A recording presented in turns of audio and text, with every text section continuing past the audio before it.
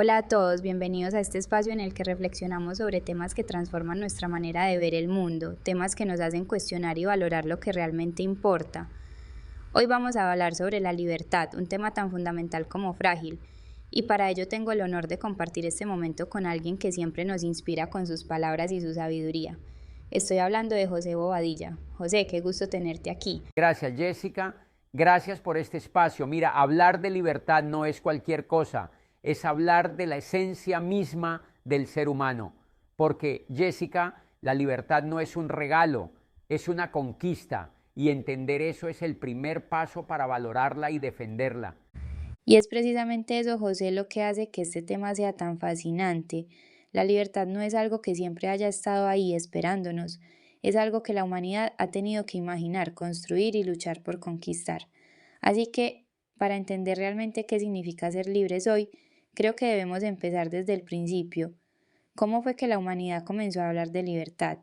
Mira, tenemos que remontarnos a Atenas, hace más de 2000 años. Imagínate esto, una ciudad donde los ciudadanos se reunían en el ágora, una plaza pública, para debatir y decidir juntos sobre las leyes, los impuestos, las guerras, todo. Fue ahí donde nació la democracia. Por primera vez, la idea de que el poder no debía estar en manos de un rey o de los dioses, sino del pueblo, se convirtió en realidad. Pero quiero que entiendas algo. Esto no era un regalo. No fue que un día alguien dijo, vamos a ser democráticos, y todos estuvieron de acuerdo. No, esto fue el resultado de conflictos, de tensiones, de personas que se atrevieron a cuestionar lo establecido, porque el poder en ese entonces siempre había sido algo reservado para unos pocos. Eso suena increíblemente revolucionario para esa época. Pero, José, ¿realmente funcionaba esa democracia? Funcionaba hasta cierto punto, porque como todo en la historia tenía sus limitaciones. Solo los hombres libres nacidos en Atenas podían participar. Las mujeres, los esclavos y los extranjeros estaban completamente excluidos. Pero aunque no era perfecta, fue un paso gigantesco. Fue la primera vez en la historia que alguien dijo, el poder debe ser de las personas. Fue el inicio de algo que cambiaría el mundo. ¿Y quiénes eran las mentes detrás de estas ideas? Porque algo tan grande no pudo surgir de la nada. Ahí es donde entran en escena los gigantes del pensamiento, Sócrates, Platón, Aristóteles. Sócrates, por ejemplo, decía algo que todavía resuena hoy. La libertad no es hacer lo que quieras, sino actuar con virtud. ¿Sabes lo que significa eso? Que ser libre no es simplemente seguir tus impulsos, es dominarte a ti mismo, actuar de acuerdo a principios, a valores. Y luego tienes a Aristóteles, quien nos dejó una lección muy importante. La libertad necesita equilibrio, porque sin responsabilidad se convierte en caos. Eso me hace pensar, José, ¿qué pasó con esa democracia? Porque sé que no duró para siempre. Exacto, no duró.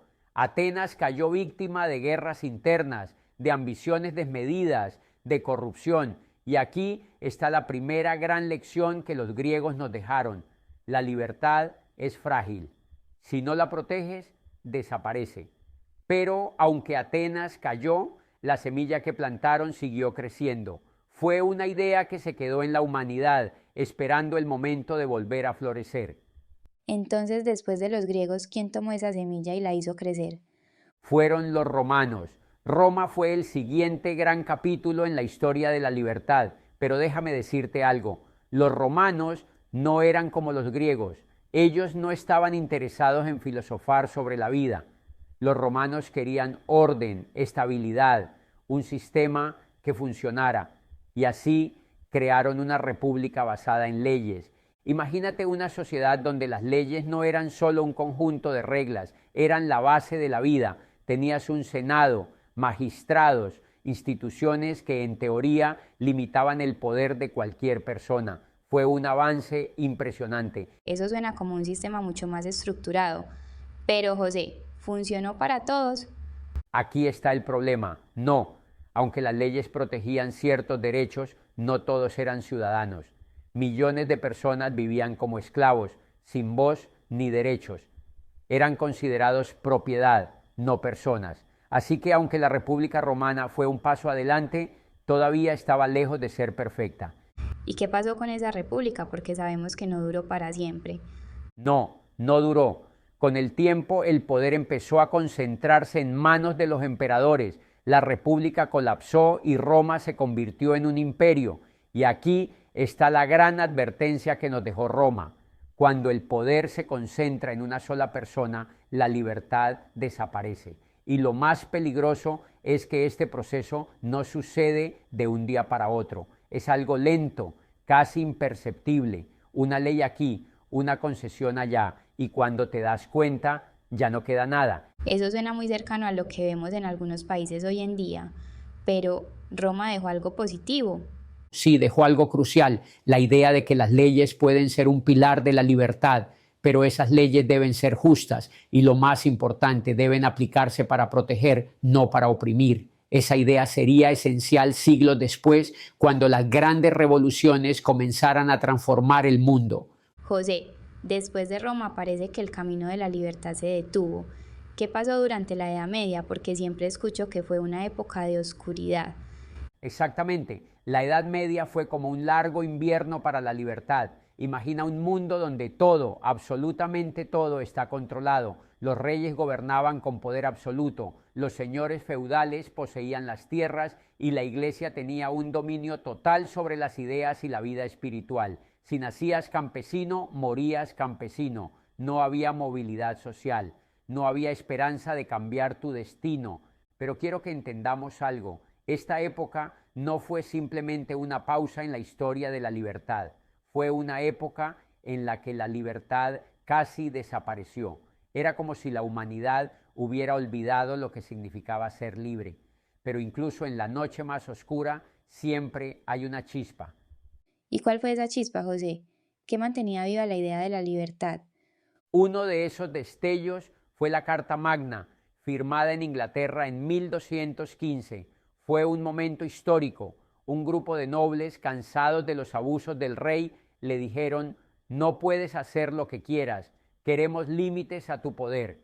Este documento fue el primer paso hacia la idea de que nadie, ni siquiera un monarca, está por encima de la ley. Eso suena revolucionario para esa época.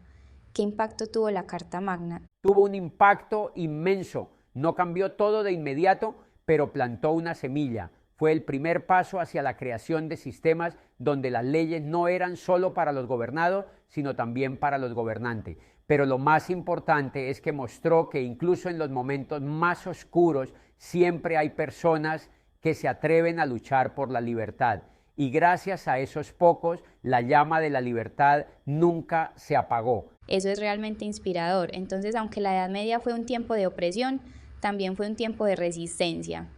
Exacto. Y esa resistencia es lo que nos lleva al siguiente gran capítulo de la historia de la libertad, el Renacimiento.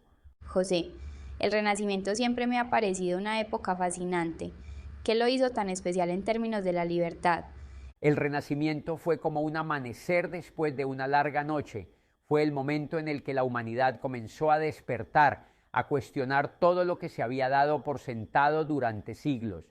Piensa en esto. Durante la Edad Media la autoridad no se cuestionaba. Si el rey decía algo, era ley. Si la iglesia decía algo, era verdad. Pero en el Renacimiento las personas comenzaron a decir: ¿y si no es así? ¿Y si hay otra forma de pensar, de vivir, de creer? ¿Y eso cómo conectó con la libertad? Porque el Renacimiento nos enseñó algo fundamental.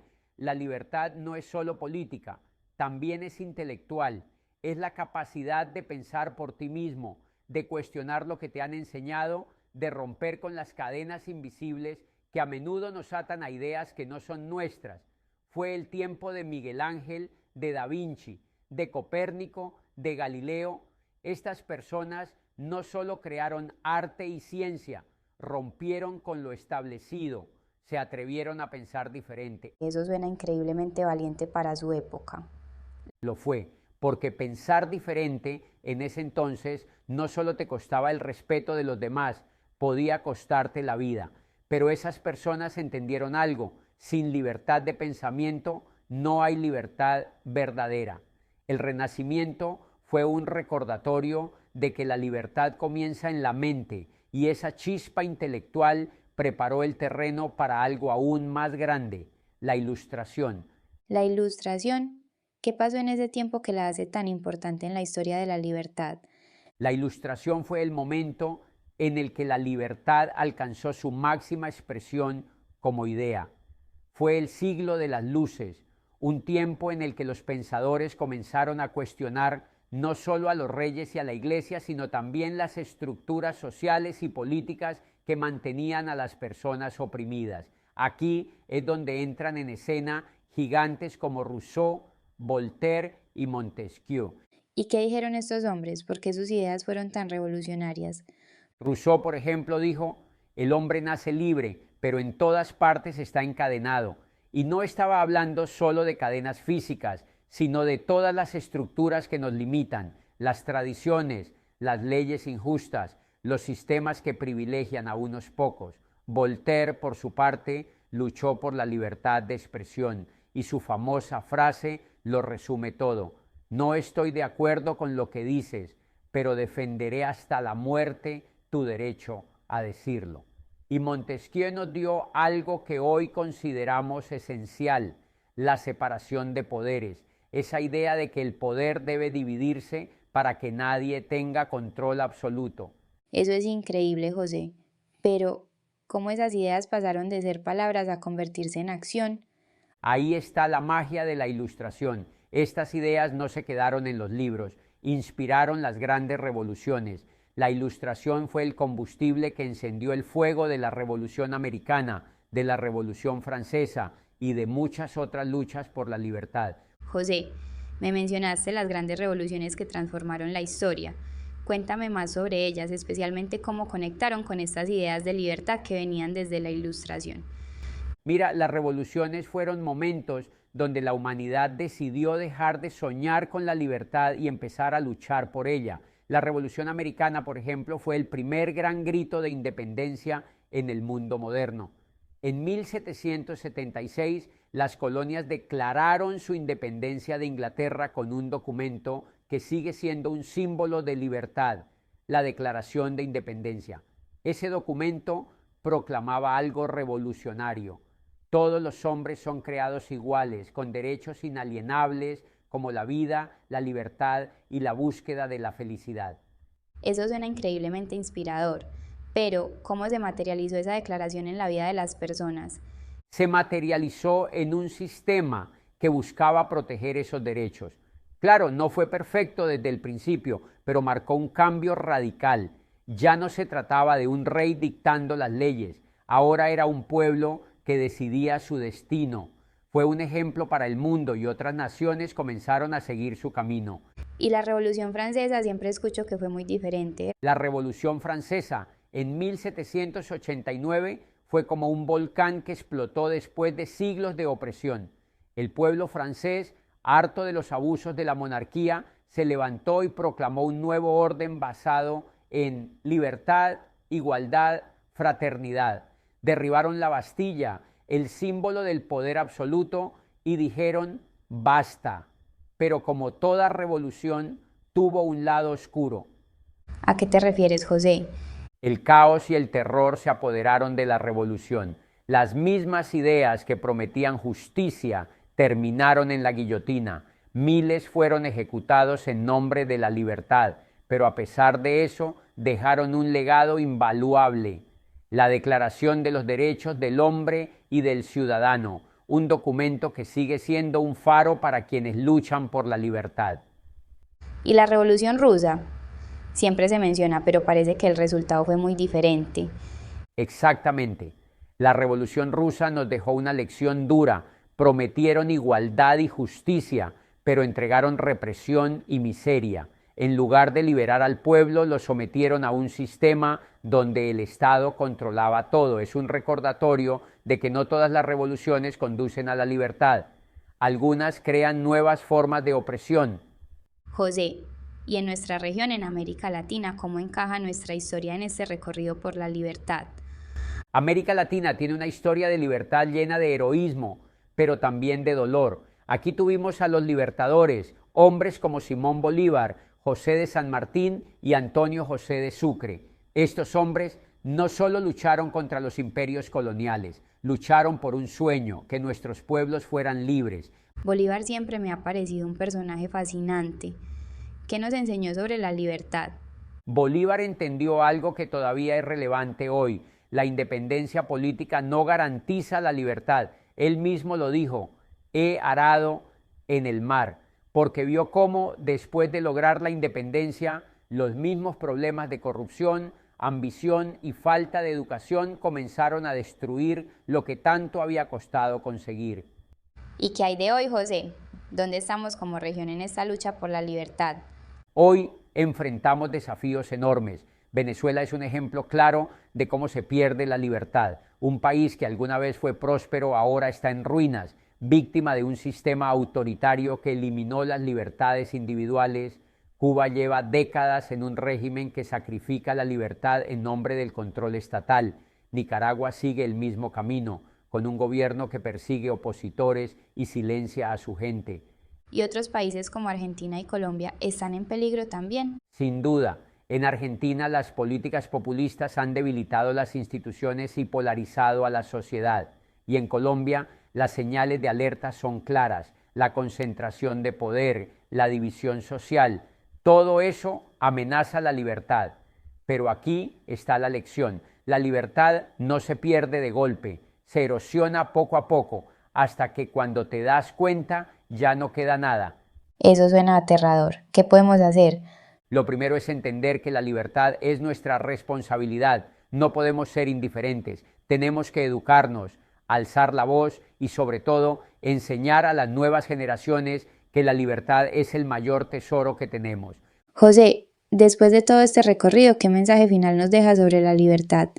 Que la libertad no es un regalo, es una conquista. Es algo que se gana con esfuerzo y que se pierde con facilidad si no la cuidamos. Quiero hablarle especialmente a los jóvenes. Ustedes son los guardianes del futuro. Tienen el poder de cambiar la historia, pero también tienen la responsabilidad de protegerla. No se queden callados. No permitan que nadie les robe lo que generaciones enteras lucharon por conseguir, porque al final del día la libertad no es algo que alguien te da. Es algo que tú decides defender, y aunque el camino no sea fácil, te prometo que vale la pena, porque no hay nada más poderoso, más humano y más hermoso que ser libre.